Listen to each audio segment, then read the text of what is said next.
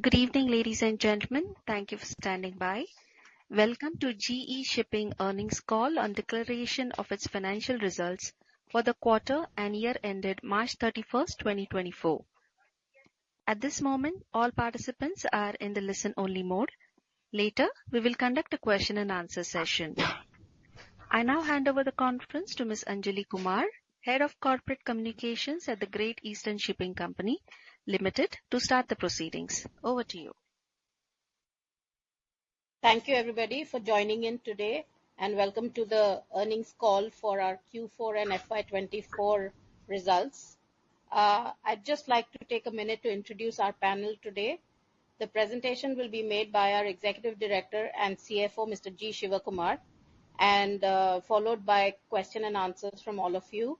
To handle the questions, we have, of course, Mr. Shivkumar, and we also have from the management team, Mr. Rahul Sheth, who will also take questions along with him. So handing over to you, Mr. Shivkumar. Thank you, Anjali. Good evening, everyone, and thank you for being here for our conference call for the Q4 and FY24 earnings presentation. First of all, standard disclaimer. We are not intending to forecast and we don't intend to give guidance on future profitability. Please keep that in mind when we have our Q&A. Highlights are that we had our highest ever reported net profits of 2,614 crores consolidated. Our consolidated NAV has moved up to about 1,400 rupees per share as of March 24.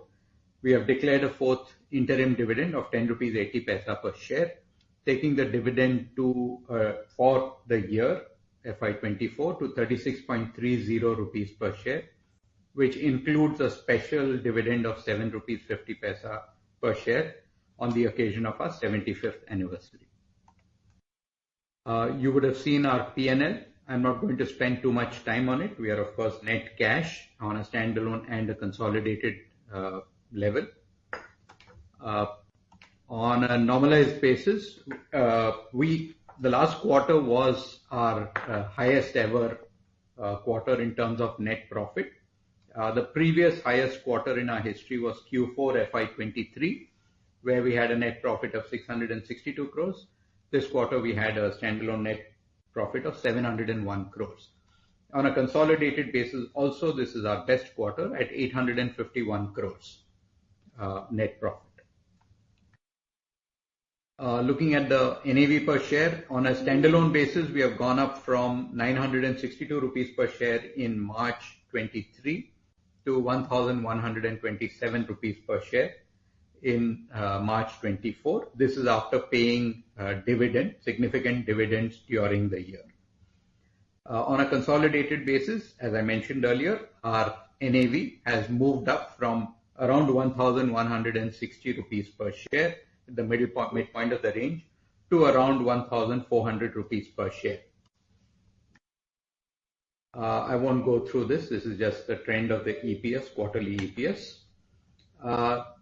Looking at what happened during the quarter, just in terms of the rates, and then we'll go into what went into those rates as well.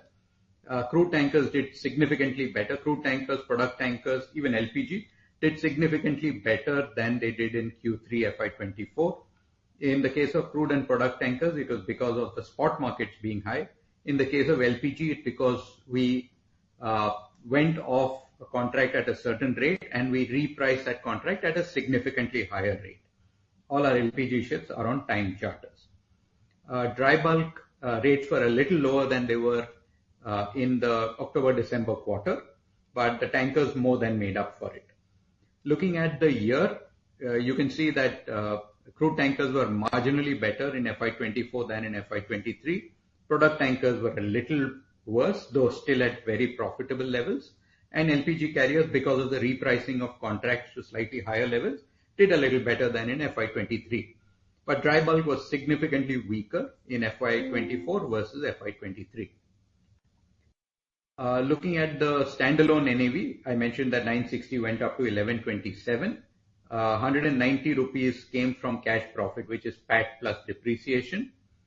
Fleet value change contribution to this was insignificant. So a large part of the NAV accretion has come from cash flows and cash accruals. Out of this, we paid out 35 rupees in dividends during the year, and therefore the NAV went up by about 165 rupees per share. 5 years movement in standalone NAV. So we have a CAGR of 25% between March 19 and March 24. If you look at consolidated, also it is a similar-ish CAGR, because we were at about 450 rupees per share in March 19, and we are at about 1400 rupees per share in March 24. This does not take into account the dividends that have been paid in the interim. Consolidated changes in consolidated NAV, again 226 rupees per share in cash profits. We had some fleet value improvements on the offshore side, so that contributed 41 rupees per share. Let's take a quick look at what happened in the shipping markets. As I said, the markets were possibly slightly weaker than they were in the previous year, the spot markets. So in Q4, we had a year-on-year drop in earnings for crude tankers, basically because we had a very strong quarter in Q4 of last year. However, it was stronger than in the immediate preceding quarter. Product tankers earnings were higher year-on-year. One of the factors which came into play was the tension in the Red Sea, which led to significant rerouting of global tonnage around the Cape of Good Hope. Red Sea transits for tankers dropped by about 40% in Jan to March quarter as compared to the previous quarter, which means more ton miles for tankers. Overall, the trade declined slightly for crude tankers, however, made up by the ton mile impact. Order book for crude and product tankers have built up, but are still quite low, and we will see that in perspective in a couple of slides. Dry bulk, we saw the markets recovering a little bit for the larger size ships. So we saw the Cape size going up from $15,000 on average in FY23 to $21,000 on average in FY24. You will recall that the previous year was the year of the sub-capes performing well because of the mini bulk commodities doing well. Now it's the large commodities which have done well, and therefore the capes have outperformed. So we saw the Supramax earnings drop from $18,000 a day to about $12,000 a day, FY23 to FY24. Again, I must reiterate, these are not our earnings. These are market earnings that I'm talking about. These are market indices. So we had an unseasonally strong quarter in Jan-March, traditionally a very weak quarter. Typically the Chinese New Year, Brazilian weather impacts tend to push rates down in Jan to March. However, this quarter was very strong, and therefore Capesize spot earnings, you can see this number, 175% higher year on year. Even the sub-capes were much higher compared to the previous year.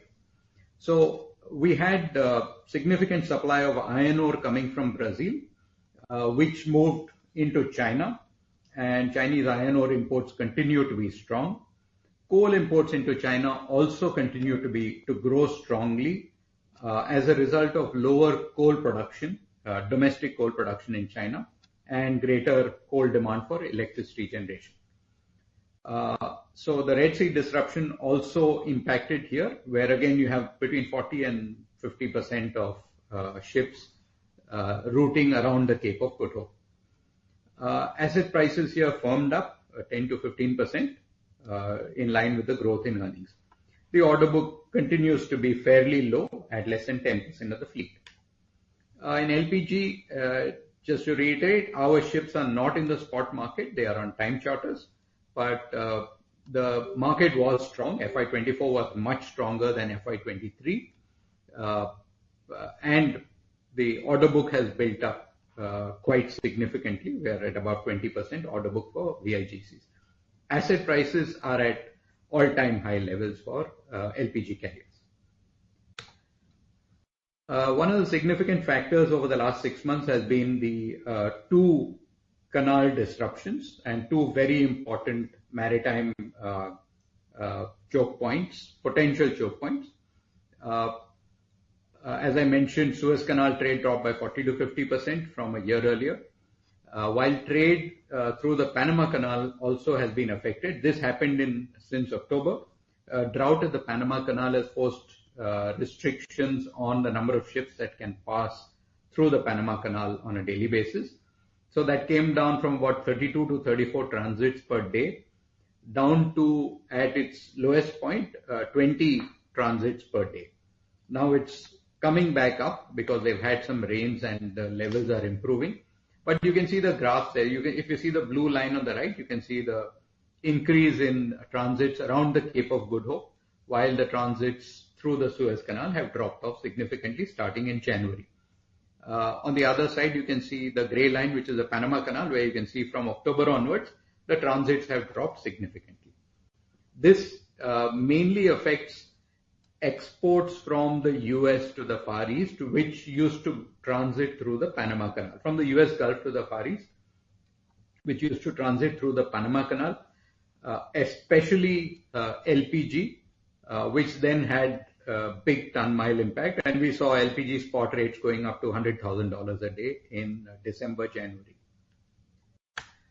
Looking at fleet supply, we have shown this slide very often. As I mentioned, you can see the purple line, the current order book for gas carriers is at about 25%, while the order book for the other three kinds of ships are quite low in historical terms. And just to put, so on the flip side, there are only two permanent things in shipping. One is new ships coming into the fleet, and the other is ships being removed from the fleet due to scrapping. We've seen scrapping being at very low levels. The average scrapping percentage over the last 5-6 years has been only about 1.5%. And a lot of old ships are still around because the markets have been reasonably strong. All of this sort of gives a cushion in a weak market where a lot of these older ships, which are only able to operate because of the strong market, will have to go or will tend to go first in a very weak market. And we thought we'd put this in a graph. The y-axis is the percentage of aging fleet, and here we've defined the aging fleet for bulkers and tankers as those above 20 years of age, and for LPG carriers at those above 25 years of age. So if you see, for instance, the crude tanker order book, which is at about 7.5%, the order book is 7.5%, but the fleet which is old is 18%. For dry bulk carriers, the order book and the fleet are and the old fleet are about the same. In product tankers also, you will find that while the order book is 15%, the aging fleet is also a similar number. It's different for LPG. LPG is a commodity which has seen very strong trade growth, and where we've actually seen the fleet going up 2.5x in the last 10 years. Looking at asset prices, we have mentioned that asset prices have been very high for quite some time now. So they continue to go up, and in recent months, we've seen dry bulk asset prices also move up quite sharply. Looking at great ship, this is a little bit of background. FY16 to 21, we had a very challenging period for great ship and indeed the entire industry worldwide. Utilization levels across asset classes were very low. Charter rates came down to levels which generated basically no EBITDA. If you were lucky enough to get a charter, and a very large part of the industry went through financial restructuring or reorganization. In our case, we paid down a lot of debt thanks to our risk management and having a lot of contract coverage. We were able to come through it unscathed. We had minimal cash depletion. We paid down a lot of debt. And post FY21, utilization levels have improved, the market bottomed out, and E&P activities have started to increase. Contracts are getting repriced. Every contract gets priced at better than the previous employment contract of that asset. So if you have a vessel coming off a charter, let's say a 3-year charter at X dollars per day, typically the repricing would happen at 1.5 to 2X dollars per day. So the business has now come back to profitability. Utilization, there's been a gradual improvement. This is up to March. Now, in the month of April, we've had a little bit of a setback for the global jackup market. Saudi Aramco had announced earlier in January that they are scaling back on their targets of reaching a 13 million barrels a day production capacity, and they're going to take it back to 12 million barrels a day. This has been seen in action in the last month or so, where they have either off-hired or suspended contracts on, at last count, about 22 jackup rigs, and leading to a drop in utilizations. So that market is in a bit of a state of flux now. It remains to be seen what happens now next to that market. We won't go through fleet supply. Let's look at what assets we have up for pricing. We have 12 vessels up for pricing. All of them have been bid into tenders and businesses, whether in India or overseas, and are in a reasonably good position to win business. The one thing which has happened is that our rig, Great Drill Chetna, which comes off contract which is scheduled to come off contract in end of June, that's end of next month, and where we had bid into a tender. That tender has now, in India, that tender has now got cancelled. That was a 3-year contract. That tender, we have just received news that the tender has been cancelled, so we will look at what other options are there. Typically, rigs which are working in India during the southwest monsoon, and which are due to complete their contracts during the monsoon period, typically get extended through to the end of the contract, to the monsoon period, because they cannot move during that time. So let's see what happens with the Chetna, and we'll look at what other employment options there are as well. Coming to financials, we've seen this graph before. We levered up to expand between FY17 and FY19, and then we reduced our debt by sheer cash flows coming in from the business. So we have about $350 million of net cash currently. And share price to consolidated NAV. Our consolidated NAV, as I mentioned, is about 1,400 rupees per share, and our stock continues to trade at a significant discount to that net asset value. Just touching on what we do on the CSR front, we have, since 2015, when we started our foundation, we have partnered with 49 NGOs. We've helped reach good outcomes for more than 1.5 lakh students. We have helped good health outcomes for almost 120,000 women and children, and we have provided livelihood for around 42,000 women through especially providing entrepreneurship training and helping them to set up small businesses. These are a list of our CSR partners. All details are available on our website, and we would invite you to go and check it out. We are very proud of what we have achieved on the CSR front. Thank you. The other thing is, on the presentation, you'll find the link to the coffee table book. We invite you to take a look at that as well. Thank you. And now we can go to Q&A, where we'll be happy to take your questions. Thank you, sir. Ladies and gentlemen, we will now begin the question and answer session. To ask a question, please click on the Raise Hand icon tab available on the toolbar or on the QA tab available on your screen. Kindly turn on your mic when the operator announces your name. You may also post your text questions on the QA tab on the screen. Ladies and gentlemen, we will wait for a moment while the question queue assembles.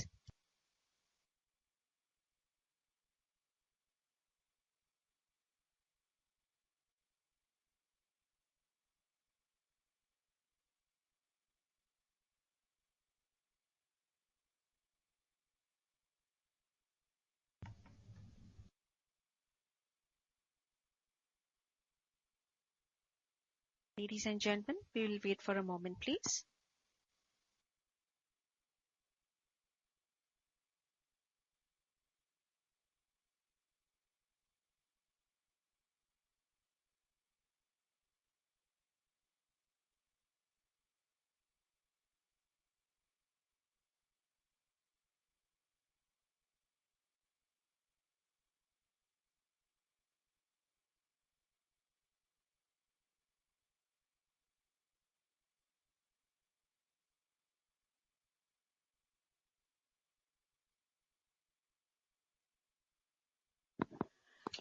We have a first question from Rajesh Khater, an individual investor. Please go ahead. Hello, am I audible? Yes. Yeah, okay. Your maximum fleet is in product carriers and dry bulk carriers. Almost 34 out of your 44 ships are in these two segments. So, what is the reason that you have positioned yourself more on product carriers and dry bulk carriers so disproportionately, especially when you say that LPG trade has been growing significantly over the last many years? Yeah, so it is not a conscious strategy. We are quite agnostic to what sector we invest in. LPG, actually, we entered the VLGC sector specifically, and we have 3 VLGCs, very large gas carriers. We actually entered it for the first time in 2012. So we made a start there, and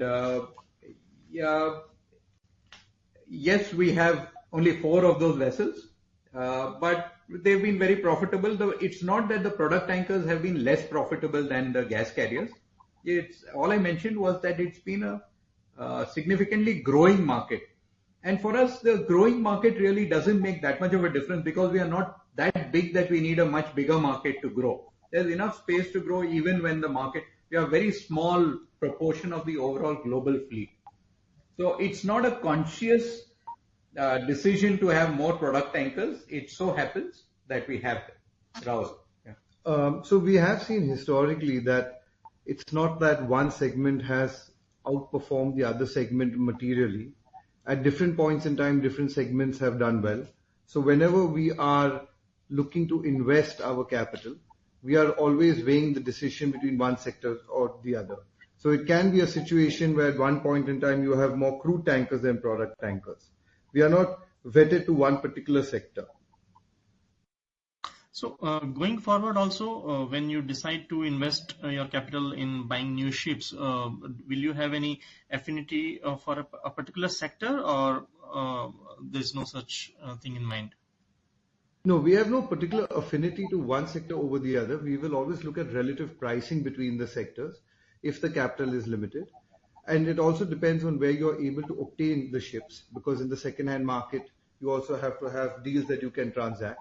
However, a broad goal, which is which the company always tries to focus on, is to be diversified across various sectors.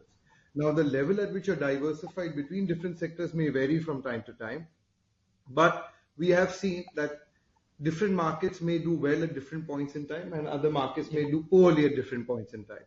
Therefore, to be diversified is more important. But to answer your question, if we have an opportunity to buy, say, a gas carrier, let's say the markets come to the levels at which we would like to buy. If we have to make at any point we will look at which is the ship to buy, which is most likely to give us the best possible return. It's again like a portfolio manager. You have to look at, sometimes when you have scarce capital, you have to try to allocate it to the best possible opportunity. Yeah, because I think you mentioned that LPG trade has grown about 2.5 times over the last many years, whereas the crude trade has probably come down, right? So it's not come down. So again, I will reiterate, it doesn't matter whether the trade has grown or not. What matters is the investment returns that you're making from that business. So in crude, it is not that the crude trade not growing, and we are an international shipping company. The crude trade not growing does not mean we can't grow. We can be 5 times our size in crude tankers without making a dent in the market, without being too big in the market. So the growth of the actual trade is not really a factor here when we are thinking of purchasing. We are looking purely at what is the return that you can make from that asset. Also, Okay, one more thing to just keep in mind is that when you look at trade, trade is a factor of two things. One is the total amount of cargo that has moved, and second is the distance that that cargo has moved. So you can have a situation, and if you see the tanker market before the war and post the war, the amount of oil on water has changed marginally higher. However, the ton mile, which is the distance traveled, has increased substantially because of the war and the change in the trading pattern. And because of that, you have a much higher tanker rate. So, and also you have to always keep in mind also the supply side. You can have higher growth in demand, but you can also have higher growth in the supply of ships, which means that net you may not be better off in a trade that just grows faster. So you have to look at all the factors to determine whether or not the market would be higher or lower. Okay. And the 12 vessels that are coming up for repricing, and you said that one of the tenders where you intended to participate has been cancelled. So what are your plans now, and how are their prospects looking end of June? So the vessels that are coming up for repricing have all been bid into businesses and are likely to get their next contracts at higher than their previous contract. These are the offshore vessels. They've all been bid into tenders, and the market is fairly tight. The one which I referred to, the tender being cancelled, is on a rig where we have just received the news of that tender being cancelled, and therefore we will now evaluate our options with regard to that rig. Okay. So this other income of 163 crore, what is it comprising of? So a lot of it is treasury income. We have a very large amount of cash because we have generated so much cash. So that's treasury income. Okay. Sir, one last question before I come back in the queue. You mentioned in the slide the order book versus scrapping potential. Yes. As an individual investor, I mean, just can you help me understand the significance of this? For example, let's say an LPG carrier which has a high order book and a low aging fleet, okay, versus a crude tanker. I mean, can you just help me understand the significance of this chart? Okay, so let me just go on to the crude tankers and product tankers where the order book is relatively low as compared to the scrapping potential. So when we say potential, the point is that largely over the age of 20, tankers find it hard to trade in international markets because either charterers or terminals have restrictions. Having said that, it is not necessary that those vessels will be untradeable. We often see that in tight markets, you can have a situation whereby the vessels trade longer than age 20. So as of today, you are seeing many vessels above the age of 20 but are not being forced to scrap because the rates are very high. Owners are earning much above their costs on those assets, and charterers are also willing to accept those vessels because the market is very tight. However, if the market comes down and charterers have a lot of choice and those owners with older vessels are unable to trade those vessels or they're unable to employ them sufficiently well, they may then be forced to scrap those ships. And therefore, there is a potential for the supply of vessels to come down. On LPG, it's the reverse, where the order book is high enough and there isn't many vessels that are likely to be scrapped even if the market comes down. Because even if the market comes down and your vessels are relatively young, then you will tend to hold on for a longer period of time before you come up with the decision to scrap the vessel. So by order book, what do you mean here? I mean, you're referring to the order for the supply of new LPG carriers, the new vessels. That's right. That order book you are referring to. Okay. That's right. So if you see the order book of crude tankers at 8%, it means you take the total fleet of crude tankers in the water, and 8% of that is on order for delivery over the next few years, generally over the next 2 to 3 years. Okay, but even your Mr. crude Khattar, tanker, may I request you to join back. back the queue, please, as we have Okay. other participants waiting. Okay, sure. Yeah, thank you. Thank you. We'll take our next question from Vaibhav Bajjatia from Honesty and Integrity Investment. Please go ahead. Hi, thanks for providing the opportunity. I hope I am audible. Yes. Please go ahead. Yeah, thanks. So, on this Saudi Aramco changes in the capacity and cancellation of rigs, so are you also seeing some impact, apart from rigs, are you also seeing some impact on PSV and anchor handling truck supply vessel market, or it is largely restricted to rigs market as well? So at the moment, we are not seeing such an impact on the offshore vessels. One thing to note is that the offshore vessels also have the number of vessels, the number of units are much larger. Also, the offshore vessels supply both the jackup market and the deep sea market. And we are seeing sufficient demand in the deep sea market. So the offshore vessels are well employed all across the globe. So on that, as of today, we are not seeing a major impact. Okay, got it. And in the context that 12 of our vessels are going to get repriced in first half 25, if you can help us understand broadly what is the extent of repricing both on PSV and anchor handling supply vessels separately. Broadly, what is the current rate they are earning, which is coming into our financials, and what is the last pricing, which is indication of the future. So if you can help us understand. We don't give out the rates at which these vessels are earning. Suffice to say that the earning rates and the last contracts which have happened are between 50 and 100% higher than the rates at which these vessels are currently earning. And the markets continue to be there at close to 2x what these contracts are running at currently. Got it. So there is enough business for offshore vessels. So that's the thing that I want to emphasize. Okay, that's it from us. Thank you. Thank you. Thank you. We'll take our next question from Pritesh Chheda from Lucky Investment. Please go ahead. Mr. Chheda, can you please unmute and go ahead with your question? Am I audible? Yes. Yes. Yeah. Sir, on the great ship side, what will be the incremental EBITDA addition that great ship would have seen? The subsidiary? Yeah, you mean are you talking about in the coming year or you're talking of the past year? Just the quarter gone by. What would be quarter 4 EBITDA for great ship? Yeah, so a couple of contracts got repriced. You would have had an impact of $8 to $10 million additional EBITDA that is year on year Q4. So standalone minus console is largely great ship EBITDA?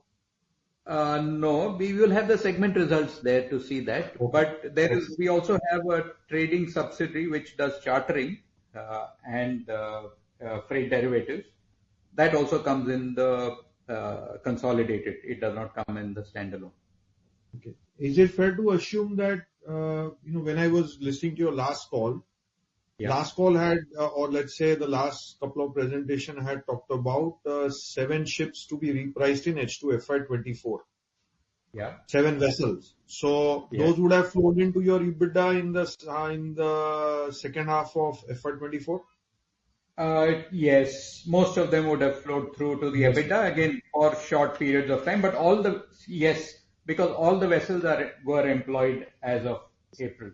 So incrementally we'll keep seeing built up on this EBITDA because there are another 15 vessels to be repriced in FY25? That is correct. At current market, where the market stands currently, yes. At whatever the current market and the market stands. That's correct. And these contracts are usually 3 years, right? Sorry? These contracts are usually 3 years typically 3 years. contract. Okay. In India, typically these contracts are 3 years. Okay. My other question is, in the first 2 months of the current financial year, on the commercial shipping side or the merchant shipping side, what are the rate increases over the quarter 4 exits or not the quarter 4 exit, the quarter 4 averages? So the product tanker rates, product tanker rates have stayed around the same levels, or they're marginally stronger. The crude tanker rates may be marginally weaker, but not that much. Maybe a little bit weaker than they were in the previous quarter. But again, this is, as of the last 1 week, and this changes from day to day. And the bulks? Bulks have been getting much stronger in the last week to 10 days, especially the smaller vessels. Okay. And so my last question is on the rig side. Now, Saudi dehiring 20 rigs means about 5% incremental supply. Do you see that significant enough to change the mood in the rig market? Because what I heard was the ONGCs were looking for rigs and they were unable. The ONGC had this 26 rig hire plan, and So does it change the dynamics of the rig market, which is in such a short supply and there is no incremental rig getting added? In practical terms, it does not necessarily change the supply scenario in the Indian market. We are not seeing. Let's say global. Sorry? Let's say globally also, a 5%. No, so globally, these rigs obviously have to go somewhere else, and we've seen, I think, 1 or 2 of the rigs, they've already announced the drilling operators have announced that they've got contracts elsewhere. But in India, they're unlikely to actually come into India to work because of the specifications required in India. But on the other hand, mood is, one never knows. It's difficult to quantify how sentiment will be. But, before this news, the marketed utilization of the jackup rigs were above 90%. So even when you see a 5% reduction, which you're right, it still is about maybe 85, 87%. So in the grand scheme of things, the jackup rig market is still quite tight. We've not seen any similar announcements from any of the other oil majors. And there is still interest in other oil majors to still contract rigs. So we'll have to see how this development plays out over the next few quarters. And our 4 rigs are on Indian shore to be deployed on Indian shore or outside Indian shore? As of now, on the Indian shore. Okay. But we're not saying that they're restricted to India. They can operate in other markets. As of now, they are in Indian shores deployed? As of now, yes. As of now, yes, all 4. Okay. Thank you very much. Thank you. Thank you. We'll take a next question from Himanshu Upadhyay from Bugle Rock PMS. Please go ahead. Hello. Yes, am I audible? Yes. Yeah. Hi, Shiv. This question is a follow-up from last quarter, okay, where we stated that the focus currently is on replacing of older vessels with new vessels on product tankers. And we have done some deals, okay. But just I had a question was that we are selling old MR tankers nearly between or around 14-15 million USD approximately, and buying new ones for 30 to 35 million USD approximately. We have replaced 2 MR tankers recently. So the sunk or invested capital is nearly $60 million. Why not directly buy 1 MR tanker, which will be again nearly for $30 million? And the invested capital will be similar to $60 million, which we are doing by replacing old with the newer one. Okay, and the question is because the revenue days will be 3 for $60 million versus 2 revenue earning days on product tankers, what we are doing. Okay, and yeah, the base assumption is the market will remain good for 2-3 years, but that is the assumption which we are making even for replacing old vessels with the new vessels. Okay, and hence why not directly the additional capital we are doing or adding, we directly buy one more ship for replacement of 2 ships. Means am I wrong in some assumption, or I am confused slightly here? So one is the major assumption that the market will be good for the next 2-3 years. We don't know that.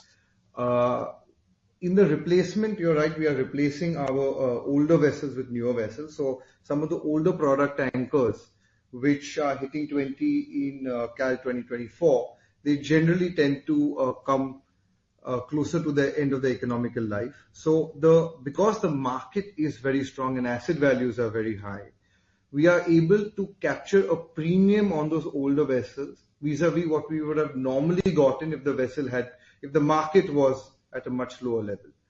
When we buy a slightly more modern vessel, we buy more life, and we are paying a higher price than we would normally like to pay. But the premium that we have captured during the sale is somewhat being recirculated back into the vessel, which is slightly younger. So when you look at that math, right, we believe we are being conservative in the way we are investing this capital. While we keep exploring the way to deploy our capital at these price levels, we are a bit cautious in terms of investing and going net long into the business. See, the question is the base capital investment remains $60 million in what we are doing and versus adding one more ship directly. Okay, but my IRR will be much more front-ended if I add 3 ships or I have 3 ships versus 2, because my day rates or the cash flows will be. Himanshu, sorry to interrupt, but yeah, I've got your point. So where we are adding on the 1 ship of capacity upfront, and you're saying, why don't you just add that 1 ship capacity instead of saying that you're going to move out of 2 old ships and move into 2 modern, less old ships, let's say. Yeah, the IRRs, how does it impact? Yeah, and I found the IRRs better.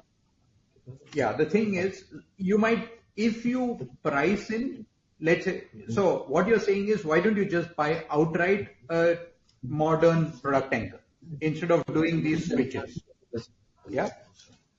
The issue with doing an outright purchase is then you need a very strong market in order to justify it, because you know where the asset prices are. The asset prices are at their highest level since 2008. So you need then to price in a very strong market for the next 3 to 4 years in order to justify it.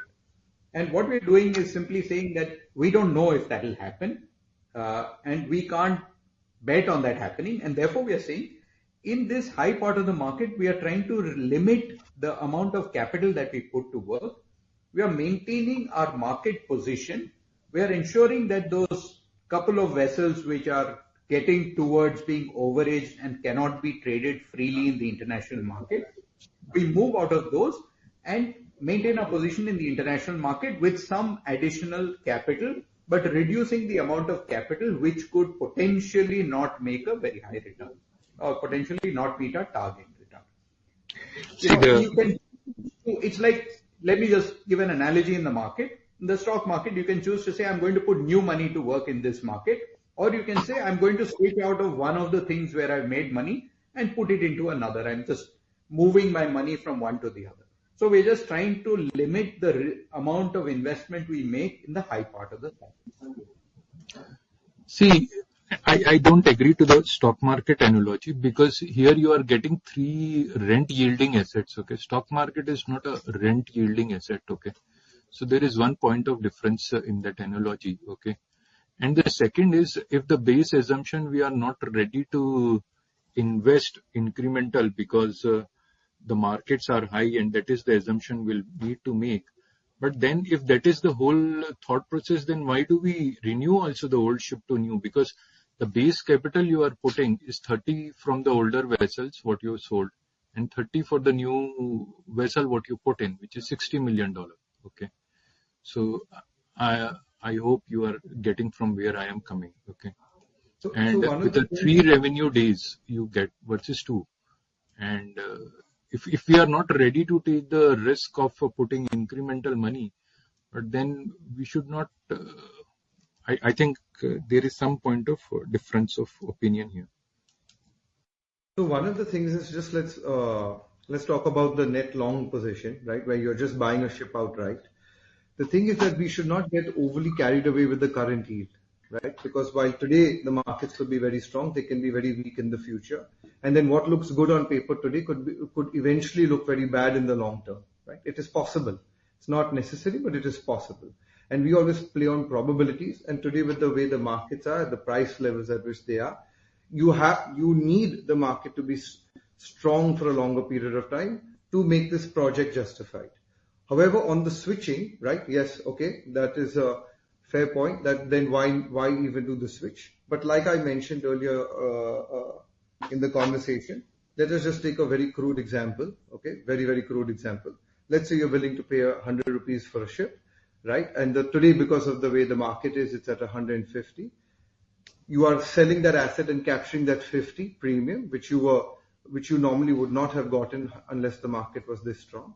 And then you go buy a younger ship, right, which is, let's say, priced at 200. That's also priced at a higher price of 250. So that also has a premium. So you're recycling the premium from one ship to the other. So you're being more conservative. What is your other next best option? Your next best option is to lose the capacity entirely. And then what happens is that if the market does remain stronger for longer, then you don't have a ship to take advantage of that.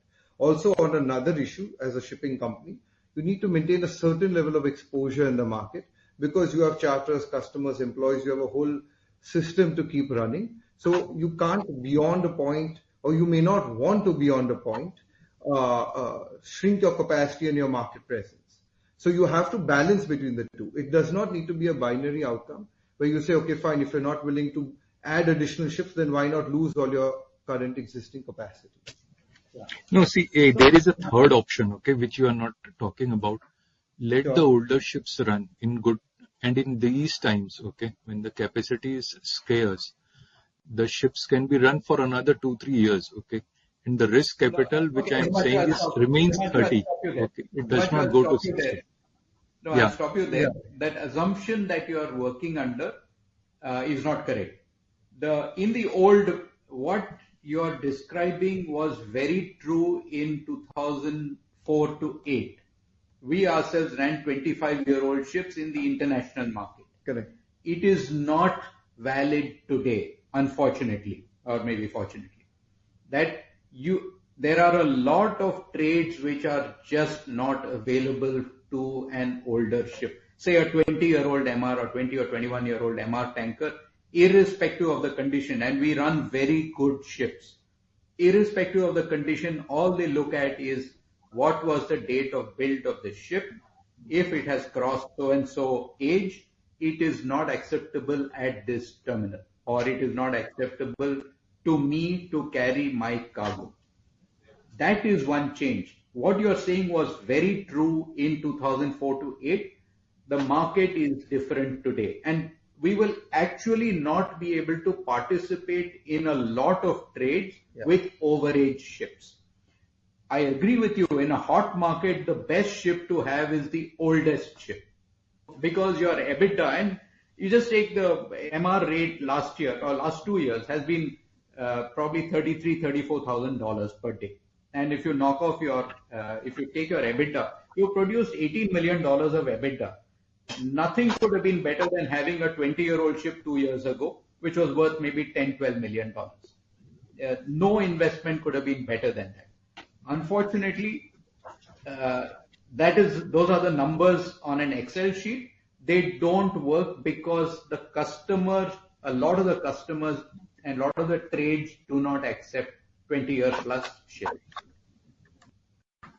And what would be the strategy on product tankers also for us? Because would we also like to replicate the MR strategy on product tankers, where also the age is? The MR tankers are the product tankers. Sorry, did you mean Oh, sorry, product the tankers? crude carriers. Okay, I made a wrong statement. Yeah. No, so we will look at that also, because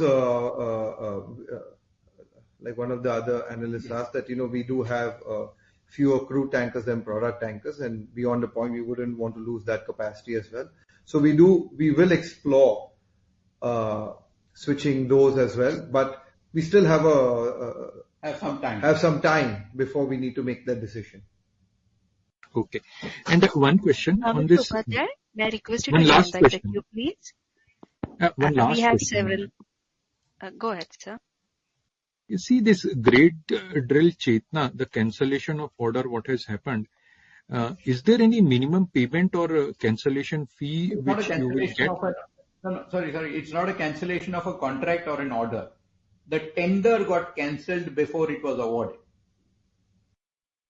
It was a tender which was under processing, which has got cancelled and is not being awarded. She is currently on contract. For the next contract, that tender got cancelled. Okay. Okay, I'll join back in the queue. Thanks. Thank you. Sure, thank you. Thank you. We'll take our next question from Dhruv Agarwal from Niveshai. Please go ahead. Yeah. Good evening, sir. I'm audible? Can you be a little louder, please? Yeah. Is it better, ma'am? Yes, please go ahead. Yeah. Sir, I have just one question. Sir, how do you see the demand outlook in the offshore segment on the logistic and the drilling side, sir? Yeah, so the demand outlook is fine for the vessels we mentioned earlier. The demand outlook is fine for the vessels. Even for the drilling rigs, except for this one event which has happened, and because that is such a large customer, not for us, but in the market, they were in the process of having 90 rigs, which is a very large proportion of the market. There are 90 jack-up rigs. Otherwise, the sentiment was quite strong. The sentiment for the vessels continues to be very strong. The rigs, as somebody previously said, the mood in the market might not be as positive as it was for the last year and a half. But again, that's something which changed with these actions that could turn around also. And but sir, sentiment continues to be positive because of what's happening with oil prices. Oil prices have remained pretty high, and E&P activity also continues to be very strong. Exploration, production activity offshore. Okay. And sir, on the logistics side, how is it? It's running perfectly fine. The businesses are getting awarded at much higher levels than they were running at previously. So sentiment is strong in the offshore logistics business. The vessels are running well, are getting priced at very strong rates. Okay. Thank you so much, sir. Thank you. Thank you. We'll take our next question from Abhishek Nigam from Motilal Oswal. Please go ahead. Mr. Nigam, can you please unmute and go ahead with your question? Yeah, hi everyone. Congratulations on a very good set of results. Hello. Yeah, so just on the delivery schedule for product tankers, will you have any visibility? Because that number now, the order book number is 15% odd. So, I mean, I'm just wondering if that segment is running into some trouble. So that's my first question. So just one thing there, nuance which you have to see in the product tanker order book. A very large part of the product tanker order book is LR2s. LR2s, and while we talk about the aging fleet, etc., typically LR2s beyond a certain age tend to move, and you know that LR2s are basically Aframax sized tankers, which have ability to carry clean product, petroleum products. Typically, after a certain age, LR2s move into the Aframax trade. So they switch from being product tankers to crude tankers. And a very large part of the order book is LR2s. Even the ships which are on order, typically owners, the cost to creating that option to trade as an LR2 is not very high. It's $1.5 to $2 million on a now an Aframax tanker probably costs $70 million to build. So typically people will just put that option onto their ships and build their ships as LR2s, but they can even trade them in the crude tanker market. So a significant part of the product tanker order book is LR2s and could easily move into the crude tanker market. So that's something to keep in mind. Okay. I think that helps.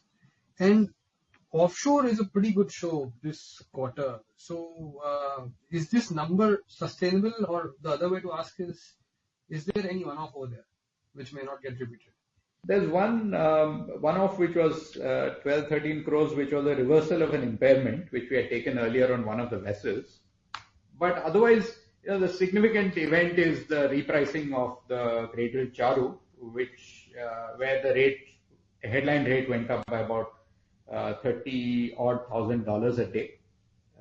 So that was the one event. But yes, I think I mentioned earlier that the business is coming back to profitability with all the pricings that have happened in the last year and a half. Fair enough. And just one last question from me. So on this issue of rig suspensions in the Middle East, my understanding was that on a lot of those contracts, basically they were suspended for a year, and mobilizing the rig out of Middle East really it takes a while, especially if you have to go to say North America or elsewhere, if you have to come to Asia. And so practically speaking, the incentive is not very high for those guys to move out because there's a big mobilization cost involved, and then 1 year later you could still end up getting employed in the Middle East. And everybody wants to be in the Middle East because that is really the center of action in oil. So are you seeing sort of jackup rigs moving out, or is it more like people are sort of more in a wait and watch mode for now? Yeah, so I saw at least one rig, if I recall right, being fixed into Egypt, which is it's still the Middle East. Okay. What we haven't followed what's happening with the specific rigs, but what you say is correct, that people will tend to stay here unless they land a contract. They're not going to move the rigs into another region on speculation. So if they bid and they get a contract, they could move, but they're not going to move on speculation. That's not the way the business works. So they will probably like to stay here for some time and keep their position in the, we could call it the queue. It's not really a queue, but to just say that we are still hanging around here waiting for the contract. So if the point you're making is it's not likely to result in a glut of rigs in other markets, yes, you're right. Yes. It is unlikely to result in a glut of rigs also. Okay, fair enough. Thank you so much. That's it from me. Thank you. Thank you. We'll take our next question from Kunal Tokas from Fair Value Capital. Please go ahead. Hello, sir. Am I audible? Yeah. Yes, not very clear though. What about now? No, still not clear. Hello? Oh. No, Mr. Tokas. And now? A little bit better. Please, let's see if we can hear your question. I'll try, sir, and if it is not better, then you can skip the question. Yeah. My question is about the LPG carriers and especially the strong order book that we see here. So the strong order book coupled with the relatively young age of these vessels, and given how prone the shipping industry is to the capital cycle, do you foresee any risk of the capital cycle turning, especially in the VLGC vessels? Yeah, yes, it is a possibility. So just to give you an update on our business itself, typically our vessels have run on time charters. Our LPG carriers have run on time charters. We have recently repriced two of our vessels on time charter itself, on 2-year time charters, and the repricing has happened at a significantly higher rate than previous. So they are at about 40% higher than the previous rate. So these two vessels will come off contract in the coming 2 to 3 months and will go on to the higher rates. We're not expressing necessarily a view on what could happen to the market. What you're saying is that our pricing on the contracts has improved significantly. But what you're mentioning about an overbuilding, I think what you're hinting at is that there could be an overbuilding of LPG ships. It is possible.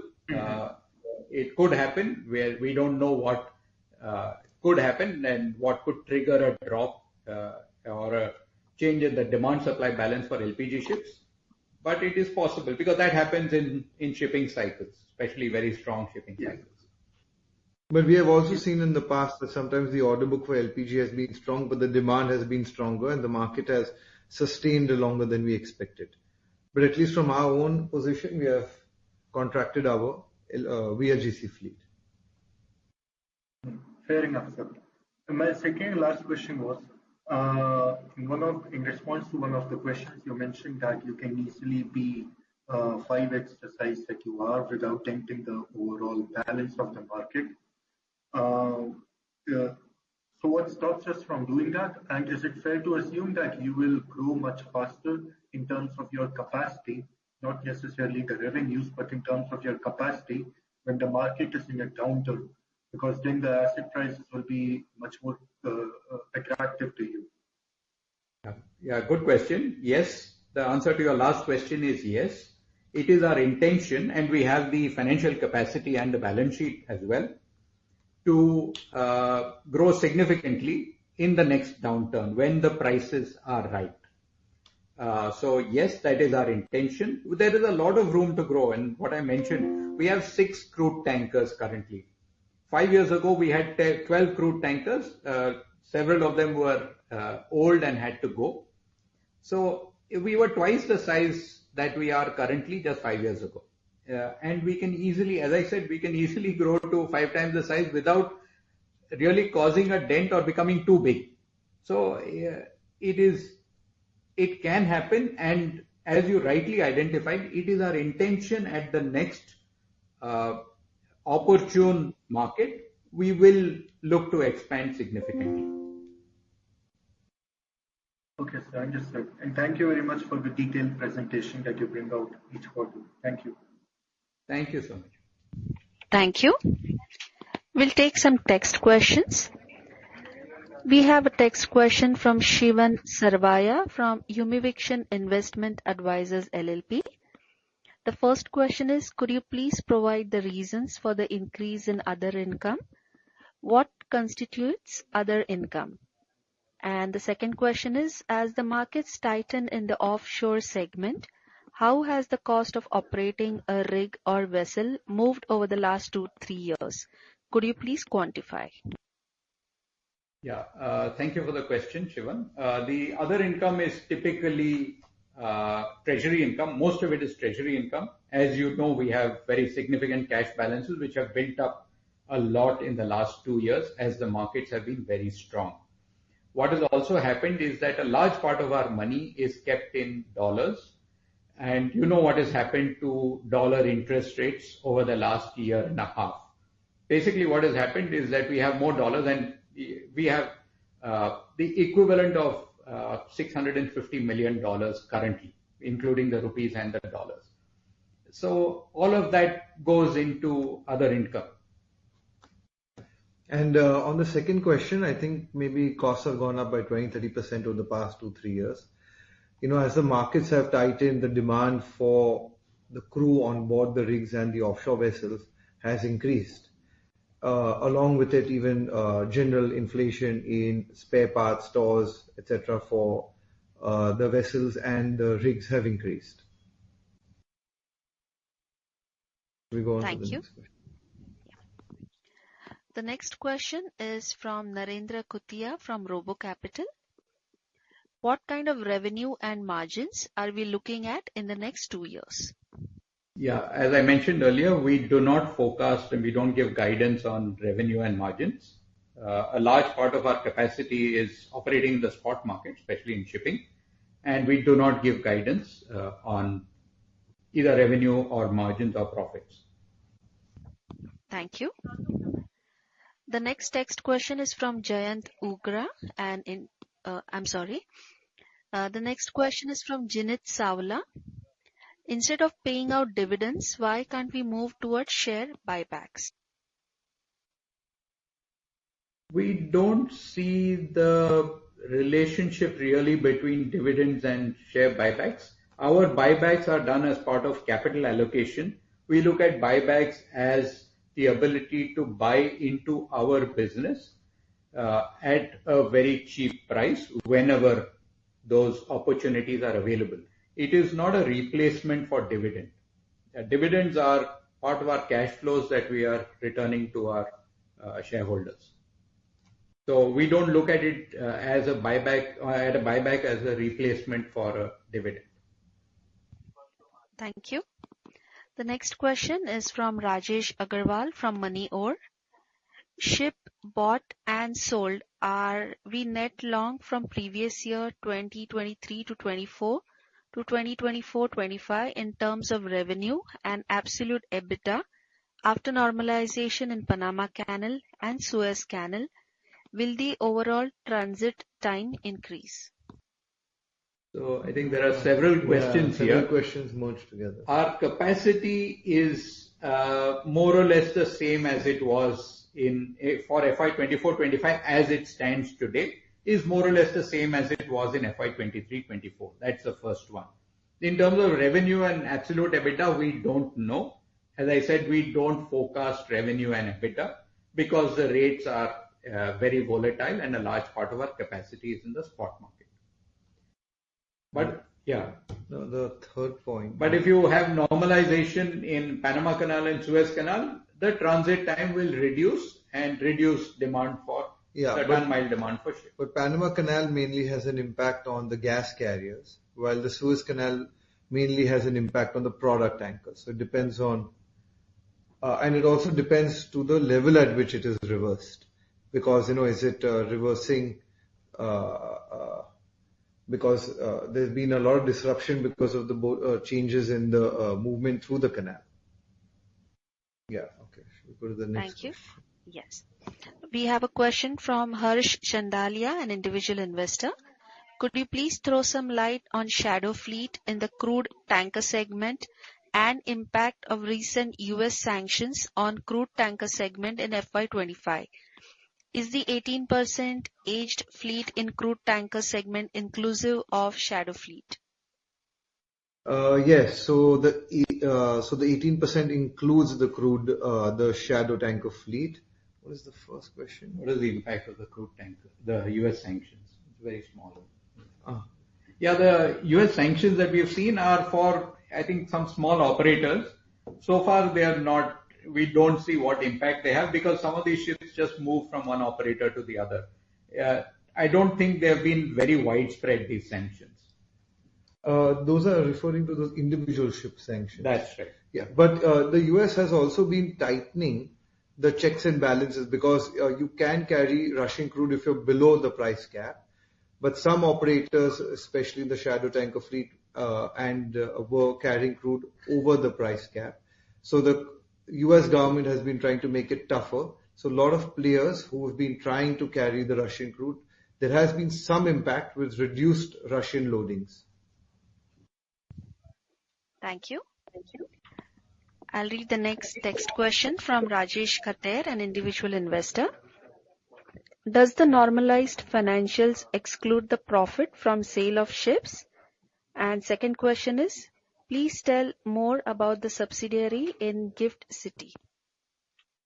Yeah, so yes, the normalized financials, no, they do not exclude. Normalized financials include profit from sale of ships.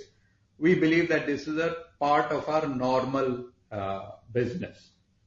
The subsidiary in Gift City is in the process of being set up. it is not yet operational. The intention is to do some shipping business through that subsidiary.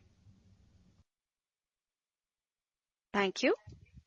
The next question is from Darshan Patel, an individual investor. The first question is, since the tender for the offshore rig stands cancelled at the onset of monsoon season, how will it affect the operation of that particular rig?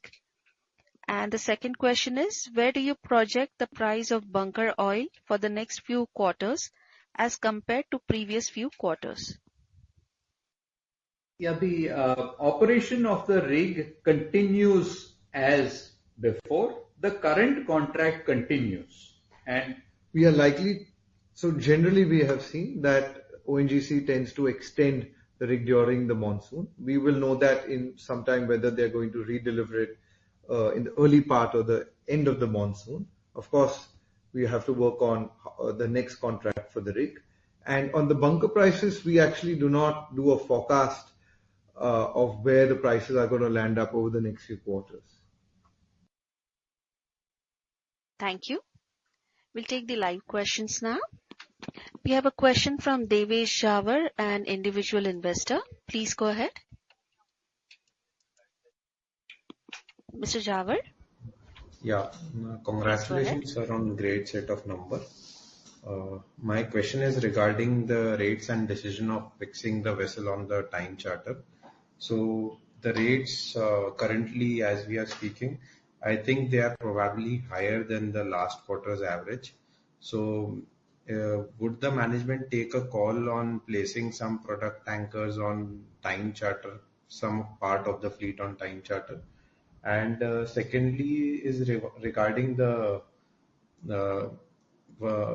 in the presentation you pointed out that we are trading at a significant discount to our NAV.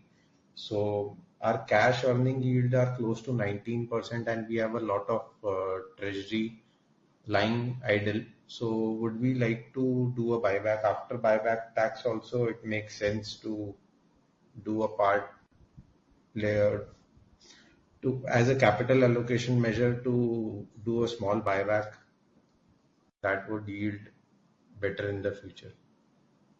So on the product tanker fleet, or at least on the crude tanker fleet, so our preferences are generally to remain on the spot market. We have seen that often it is better to be in the spot than to take time charter cover. And our balance sheet is generally very conservatively leveraged so that we can always take advantage of the spot market because that comes with its own risk. Having said that, we have taken some cover on a few of our product tankers as a general call on the market. Yeah, where we were getting very good rates. Good rates. We have fixed out a couple of our ships. And we look at these transactions all the time. And so depends on what opportunities come our way. Now coming to the issue of the buyback, etc. You pointed out correctly that there is a significant tax leakage there. The thing with the cash yield is very tempting, yes. The concern is about what happens, what can happen with if the prices come down, which is the prices of ships. So it's not yet. We don't believe that including the cost of the buyback tax, etc. It's very tempting for us to do. We will wait for an opportunity. We believe that at some point we'll get an opportunity to invest in ships at the prices that we like. So we will wait for those opportunities for now. And sir, lastly, not regarding the business of company, but as a sector, sectoral question is, how are ship repair rates going forward? Is the ship repair cost significantly higher from pre-COVID levels, or no, they are just the pre-COVID cost plus some inflation? Yeah, it's broadly pre-COVID cost plus some inflation. Okay. Thank you. That's all from my side.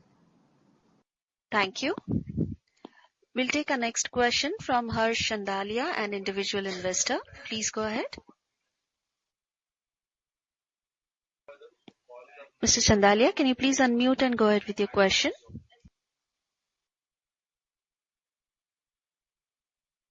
I think his question was answered in that text, if I'm not mistaken. So maybe. Okay, sir.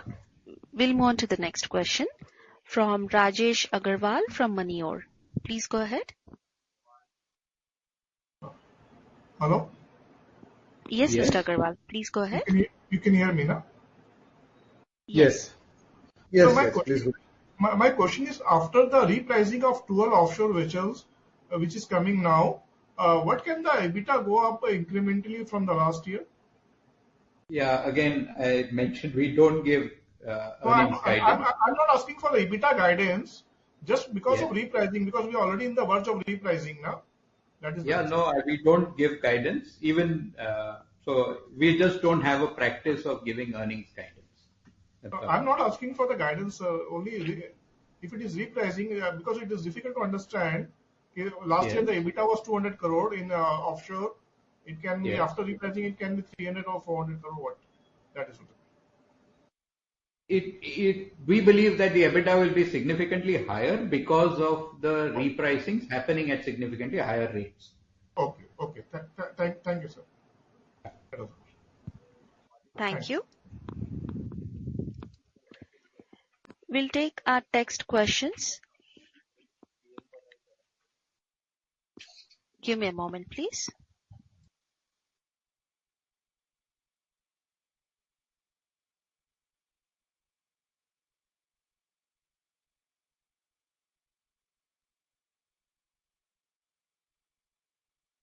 We have a text question from Pritesh Shera from Lucky Investment. I think that got answered in the... Yes. Okay. Yeah. Thank you, sir. Yeah. There are no more text questions there. Okay. Is there anybody in the queue? No, sir. Okay. Great. Then maybe we can close the call then, Anjali. Yes, we can. So thank you everybody for joining in. And as usual, the transcript of this call will be up on our website very shortly. And of course, please feel free to reach out to our Corpcom team for any other clarifications or details that you may want. And thank you once again for joining. Thank you. Ladies and gentlemen. Thank you, everyone. Thank you, sir. Ladies and gentlemen, that concludes this conference call. Thank you for joining us, and you may now exit the meeting.